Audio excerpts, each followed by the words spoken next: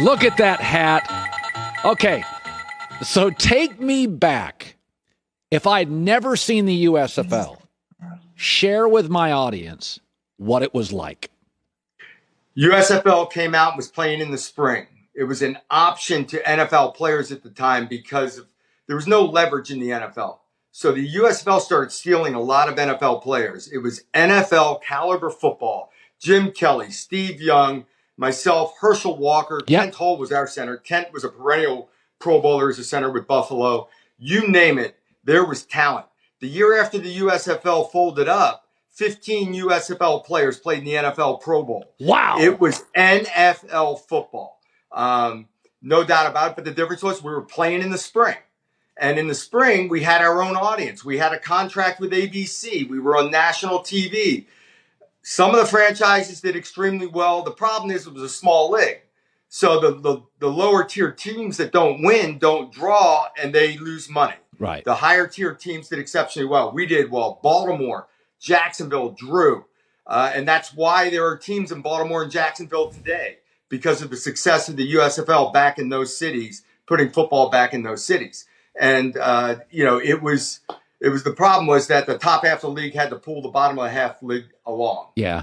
By the way, I watched the XFL last year, and Doug, I strongly believe had the pandemic not hit, it would have worked. The ratings were actually, Joy and I talked about it, shockingly good. I've always believed spring football can work. And I also think, in a weird way, I don't know if the USFL at Fox will be like this, but if I was an NFL, I'd kind of like it. It's almost like it's better than college. I could see if Doug Flutie can play, right? Absolutely. It can be a testing ground for those marginal guys. It can be a testing ground for guys that maybe you drafted them late round and they didn't make your roster, but you're not sure because you didn't have time. All those types of things. The fact that they're playing in the spring, people love football. The bottom line is we all love watching football. And if it's real football in the spring, people watch spring games, Colin. Spring games, it's touch football. It's like the coaches cringe. It's not really a game. They don't even hit each other anymore. And you get 50,000 people in the stands and people watching it on TV. People love football. The exposure in the spring, it could be a feeder ground for the NFL. But the plan would be within 5-6 years to be, competing for players. What's interesting about this, Doug, there's two reasons why I think the USFL is going to work. Gambling has exploded. It gives us something else to bet on. The second thing is there's more good quarterbacks than ever now because of quarterback camps and 7-on-7.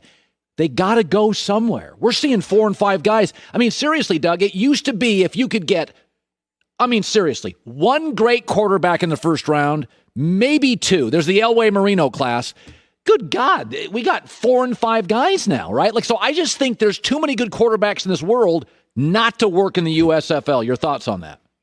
I agree. There's so many talented guys now that they're taking it more seriously early on and the bigger numbers are coming out. But also the smaller guys that are running these spread offenses are having success. So the variance of offenses has allowed more guys to be successful at the position. So you get the Kyler Murrays at 5'10" out there balling on the NFL field, and you still have your Josh Allens in Buffalo that are 6'4" and slinging it around. It's just amazing that there's a lot more open-mindedness now to how to run an offense, and it's allowed more guys to be successful. So it's opened the door for the athletic quarterback as well. Let me ask an Aaron Rodgers question. He's all over the news. He's sitting out, blah, blah, blah, and Green Bay's not budging. A lot of the criticism to Green Bay is, could you communicate? Just talk to him. It's not that difficult. And I say that, and I think, Aaron can be sometimes. He's a star. He's a California guy, dates celebrities. Maybe Green Bay doesn't always feel comfortable calling him before drafts. When you were playing in the NFL, was communication ever a problem? Is there a divide between management and player? I was never in a position to be that guy, to make a demand, to go to the front office and say, we should be drafting here or drafting there, or I want out. I was just fighting for a roster spot. But I've never heard of Tom Brady going to the front office and say, we should be drafting this, drafting that. The communication can be there. I think there is a disconnect. I think, because when the day comes that everyone's expendable at some point. So I don't see too many players NBA is different because it's such a small number of guys. Yeah. The players have a lot more say. Not so much in the NFL. Yeah, no, I think you're right. And especially now that we have so many good young quarterbacks, I worry because Jordan Love's been there a year and he's struggling at practice. And I think to myself, God, he played 31 college games. It shouldn't take this long. I mean, Justin Herbert, Joe Burrow didn't even have camp last year and they were great. When would you know, would it concern you that Jordan Love's already been there a year and he's still not ready to play? I mean, did you see late develop? You were ready to play. You were a star in Canada, star USFL. Does it worry you about that? A little bit. I think that with all the off-season work that these guys have these days, back in our day, you had a little bit of a mini camp, but you learned the offense in training camp. Now they have all off-season, they're working together, and guys are up to speed right away, and they're ready to play that first season because they have so much time in the off-season, and teams make a commitment to that guy. Now, that being said, you need time on the field.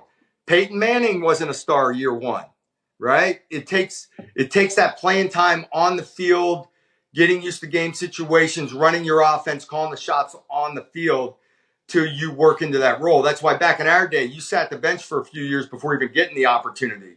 But they can see a lot of things in Jordan Love during the offseason, and obviously they're not sold on the fact that he is the next franchise guy. By the way, Reggie White, I was just thinking about it. Reggie White played in the USFL. Yes. 15 guys came from the USFL first year, made the Pro Bowl. That tells you the quality of it. By the way, one more USFL question. It's here on Fox starting next spring. You were did you run a lot? What were your stats like? You were on a winning team with the Generals, I remember. What were your stats like? Yeah, my stats were horrible. I swear, I had a dead arm. I had played my college season, took 3 or 4 weeks off, and went right into camp. And then played an 18-game season.